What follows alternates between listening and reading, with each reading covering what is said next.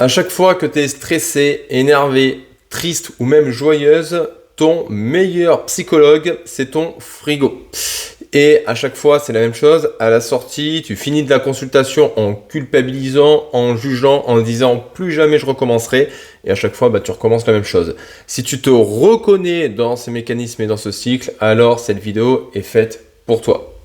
Pour celles qui ne me connaissent pas, je m'appelle Jérôme, ça fait un peu plus de 10 ans que je suis coach et puis 2 ans et demi déjà qu'on accompagne les femmes dans leur parcours de transformation physique avec une approche qui a pour but de trouver un équilibre de vie qui leur permette d'avoir le corps dont elles rêvent, mais surtout sans avoir une charge mentale et que ça soit un cauchemar pour le garder. Aujourd'hui, on va parler d'alimentation émotionnelle et des stratégies qu'on va pouvoir mettre en place pour pouvoir améliorer les choses. La première chose à comprendre, c'est que l'alimentation émotionnelle, c'est quelque chose qui est complètement naturel.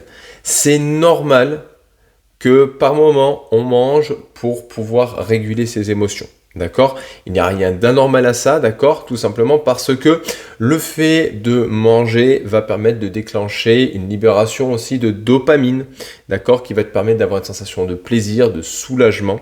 Et donc ça, c'est tout à fait normal pour pouvoir se sentir bien. Là où ça devient compliqué, c'est quand en fait ton seul moyen de régulation émotionnelle devient l'alimentation et que on commence à avoir ce qu'on appelle un comportement d'évitement qui se met en place via l'alimentation. Ok ? Alors, dis-toi une chose, c'est que c'est pas une faiblesse, ok ? C'est un réflexe, c'est un réflexe acquis. D'accord ? Et comme tous les réflexes acquis, d'accord, comme tous les schémas que tu as programmés, tu peux aussi le déprogrammer et trouver d'autres schémas. Et je suis sûr que tu as déjà essayé. Et la plupart du temps, tu vas me dire, j'ai essayé, mais le problème c'est que à la fin, je craque et du coup, je n'arrive pas à tenir parce que je manque de volonté, parce que je manque de discipline, parce qu'il y a toujours quelque chose qui fait que. Alors, le problème, c'est pas toi, le problème, c'est ce que tu mets en place et une des erreurs qui fréquemment fait que tu recommences toujours le même cycle. Et je vais t'expliquer dans cette vidéo. Alors, déjà, il faut comprendre le schéma classique qu'il y a derrière une personne qui fait de l'alimentation émotionnelle.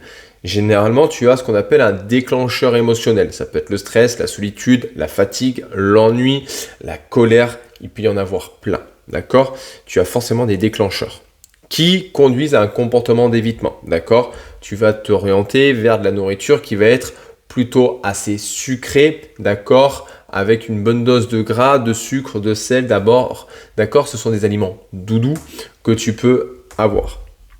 Un petit peu comme si, pour pouvoir gérer l'émotion qui arrive, vu que tu as du mal à la gérer, en fait, tu viens mettre un pansement dessus avec l'alimentation. Ça soulage sur le moment et ça, c'est pour ça que tu continues parce que cette stratégie-là fonctionne. Tu te sens bien sur le moment, ça va mieux. Ton émotion est apaisée. Le problème qui arrive, c'est que très rapidement derrière, tu te retrouves sur un cercle de culpabilité, de honte et de rejet sur toi-même. Et il faut dire une chose, c'est que ça renforce du coup la douleur de départ, d'accord, et le cycle recommence encore parce que vu que tu te sens mal et que tu culpabilises, tu te sens encore plus mal. Donc la prochaine émotion que tu retrouves, automatiquement tu reprends le même cycle, tu reculpabilises et ainsi de suite. Ok, ça arrive très souvent. Tu as fini ta journée de boulot. Ça a été un petit peu compliqué, tu arrives, tu as les enfants qui hurlent, il peut y avoir aussi un problème de voiture ou autre, et là, tu rentres, tu as envie de souffler, qu'est-ce que tu fais ? En fait, à un moment donné, dès que le calme est revenu, tu te retrouves à grignoter un petit truc devant le canapé, devant la télé, ou alors tout simplement, les enfants crient, hurlent, machin, toi, tu es obligé de tout gérer, et en même temps, en fait, tu viens grignoter en même temps, pour pouvoir passer. Et là, en fait, c'est un paquet de biscuits, 2 paquets de biscuits. Et à la fin, en fait, sans t'en rendre compte, tu as limite fait un repas complet. Mais le problème, c'est qu'au moment où c'est passé, c'est déjà trop tard. Et là, tu culpabilises. Alors, ce qui se passe très souvent, quand tu te retrouves dans ce schéma-là, c'est que tu dis, ok, je vais me détoxifier pendant un temps. Je vais supprimer tous les aliments doudous pour pouvoir perdre du poids, pour pouvoir me détoxifier, pour pouvoir avancer. Il faut savoir une chose, c'est que ces aliments et ce comportement-là, c'est ton système de régulation émotionnelle actuellement, si c'est ton cas. Si tu l'enlèves, tu supprimes ton régulateur émotionnel, d'accord? Mais tu ne le remplaces par rien d'autre derrière. Le résultat à la sortie, c'est que tu vas commencer à avoir la pression qui va augmenter, le stress, les émotions, et vu que actuellement ta seule capacité de les gérer, c'était l'alimentation, en fait, tu ne vas plus être en capacité de les gérer, elles vont augmenter, augmenter, augmenter. La tension émotionnelle, elle va pas s'évacuer, et au bout d'un moment, tu vas exploser. Un petit peu comme si tu avais un barrage, d'accord, que l'eau arrivait, et qu'à aucun moment tu ouvrais les vannes. Qu'est-ce qui se passe à ce moment-là? Le barrage cède et là, c'est un tsunami qui passe. Et là, le tsunami, il se traduit comment chez toi? Via une compulsion x10, d'accord? Et là, tu défonces tout ce qui passe. D'accord? Et tu passes de un gâteau à la boîte entière, tu passes de un paquet de bonbons à un paquet d'1 kilo. Et le problème, c'est que là, de nouveau, tu te retrouves dans ce cycle de dévalorisation, de culpabilisation en disant, de toute façon, je suis pas capable, j'ai pas la volonté pour, tu perds en confiance et encore tu retrouves le même cycle. Ok, ça c'était un cas qui arrivait avec Samira et pour la faire simple, Samira, elle travaillait en bureau et une fois par semaine, elle était en télétravail. Quand elle était en télétravail, systématiquement, elle défonçait les gâteaux des enfants. C'était systématique. Elle était en télétravail, c'était paquet de gâteaux sur paquet de gâteaux.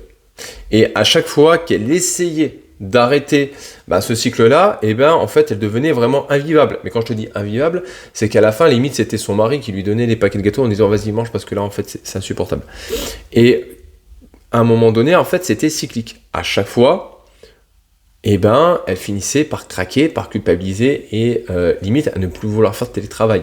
Alors que ça l'aidait pour certains trucs. Ce cycle-là, tu peux le reconnaître aussi quand tu arrêtes de fumer. Personnellement, quand j'ai arrêté de fumer, c'était très dur. Les 3 premiers mois, personnellement, c'était assez compliqué. Et j'avais le sport qui m'a permis de servir de béquille, ok, mais c'était assez dur physiquement et c'était assez dur mentalement parce que mon système de régulation, c'était la nicotine. Pour toutes les personnes qui ont arrêté de fumer ou qui fument, vous leur enlevez leur clope, elles deviennent des monstres par moment. Donc, ça fait partie. Pourquoi? Parce que la cigarette est un système de régulateur émotionnel comme l'alimentation. Qu'est-ce qui se passe chez beaucoup de personnes qui arrêtent de fumer? Elles compensent l'arrêt du tabac comme régulateur émotionnel par l'alimentation, ce qui fait qu'elles prennent du poids. C'est pas l'arrêt du tabac en soi qui des fois fait prendre du poids, c'est plutôt les comportements liés à l'arrêt du tabac. Ok? Maintenant, pour n'importe quelle stratégie que tu veux mettre en place, il faut comprendre qu'il faut mettre un substitut pour pouvoir tenir. Ok? Donc, tu as 3 étapes simples à mettre en place si tu veux te libérer de ce problème-là, mais surtout retrouver ta forme et te sentir beaucoup mieux. La première chose, ça va être de prendre le temps d'identifier les déclencheurs. La fatigue, la solitude, la tristesse, l'injustice, l'ennui, la charge mentale, d'accord? Tu viens prendre le temps d'identifier chaque déclencheur qui te demande de mettre en place cette stratégie-là. D'accord? Note ces moments, apprends à les reconnaître, d'accord? C'est pour ça que la tenue d'un journal alimentaire peut être intéressant parce que ça va te permettre d'identifier les déclencheurs au fur et à mesure. Et du coup, de prendre conscience. Quand tu veux élaborer une nouvelle stratégie, la première chose, ça va être de ralentir, d'accord? Donc du coup, le fait de noter, ça va te permettre de ralentir pour prendre conscience et établir un nouveau schéma. En 2, ça va être de mettre en place d'autres régulateurs émotionnels en même temps que tu fais cette prise-là, d'accord? Donc ça peut être de la respiration, ça peut être de l'écriture sur un journal, ça peut être de la marche rapide, de la musique, parler à un ami, faire l'amour à son chéri, tu as plein de choses, faire du sport, tu as le choix, ok? Tu as vraiment le choix. Il y en a, c'était de faire des coloriages pour adultes. J'en ai vu plein, d'accord? Il faut quelque chose qui te permette de réguler ton émotion autre que l'alimentation. Et tu la mets en place de suite pour habituer ton corps et habituer ton esprit, en fait, déjà à trouver d'autres moyens. Ok? La 3e, c'est de être accompagné. Pourquoi être accompagné? Parce que souvent, faire ce travail toute seule, ça demande une charge supplémentaire, d'accord? Une charge mentale supplémentaire et ça demande à être vraiment objectif envers soi-même. Et ça, c'est extrêmement compliqué. Donc, je t'invite, si tu veux vraiment résoudre ce problème, à t'entourer de spécialistes. Ça peut être un psychiatre ou un psychologue, ça peut être une hypnothérapeute, ça peut être un coach avec une spécialité en préparation mentale ou avec des connaissances dans tout ce qui est alimentation émotionnelle. Ça peut être des diététiciens qui ont ces spécialités-là, d'accord? Mais entoure-toi de pros qualifiés, d'accord, dans cette discipline-là. Ce qui te permettra en fait d'avoir un espace d'écoute et de remplacer entre guillemets ton frigo par quelqu'un qui va t'écouter, qui va te poser des questions, qui va pousser la réflexion et qui va du coup t'orienter et t'aider pour pouvoir mettre en place de nouvelles stratégies. D'accord? Personnellement, c'est ce qu'on a mis en cas avec Samira. Ok, on a pris le temps d'analyser les choses et en fait on s'est rendu compte qu'en télétravail, elle faisait que les tâches fastidieuses. D'accord? C'est-à-dire que tous les trucs un peu à la con, les remplissages de tableurs, les petits papiers à la con, en fait, tout ce qu'elle n'aimait pas faire, elle le faisait en télétravail. Un petit peu comme une punition, dans le sens où elle était en télétravail, donc du coup, il fallait qu'elle fasse une grande tâche de boulot, qu'elle remplisse en fait un maximum sa liste de courses, comme elle l'appelait. Et donc du coup, elle faisait toutes les tâches qu'elle n'aimait pas faire. Toutes les tâches qui lui demandaient aucune force mentale, aucune charge mentale, elle les faisait à ce moment-là. Mais elle se faisait chier. Et du coup, vu qu'elle se faisait chier, elle défonçait les paquets de gâteaux. Quand on a creusé un tout petit peu, qu'est-ce qui s'est retrouvé? En fait, elle faisait ça parce qu'elle culpabilisait d'être en télétravail, mais aussi parce qu'elle manquait de confiance en elle dans les tâches autres, et que du coup, vu qu'il n'y avait pas ses collègues pour pouvoir répondre à ses questions à l'instant T, du coup, elle faisait des tâches plutôt ennuyeuses en télétravail, question de ne pas avoir besoin des collègues. Ce qu'on a mis en place, c'est déjà de retravailler sur sa confiance en elle en disant, ok, tu vas faire des tâches plutôt plus pertinentes quand tu vas être en télétravail, qui vont te demander de te stimuler mentalement. Le fait de faire ça, rajouter avec un petit travail de respiration et de mindset pour qu'elle gagne confiance en elle, à la sortie maintenant, quand elle est en télétravail, elle va faire des tâches qui vont être très intéressantes. Du coup, elle est focus sur son travail, elle ne défonce pas les paquets de gâteaux, ce qui lui a permis, en l'espace de 2 mois, de perdre quasiment 8 kilos. En plus de tout ce qu'on a mis en place. Mais en fait, ce petit détail-là a été vraiment game changer. Donc, maintenant, dis-toi une chose, c'est que seul, c'est beaucoup plus dur. Soutenu, c'est beaucoup plus facile parce que tu vas avoir une personne qui va te guider pour avancer. Ok? Si tu as besoin d'aide, dis-toi une chose, tu as mon challenge de 21 jours où je t'explique comment mettre en place les choses.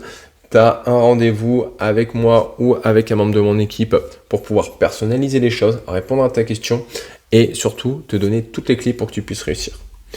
J'aime à rajouter une chose, c'est que c'est pas que tu vis dans la honte, d'accord?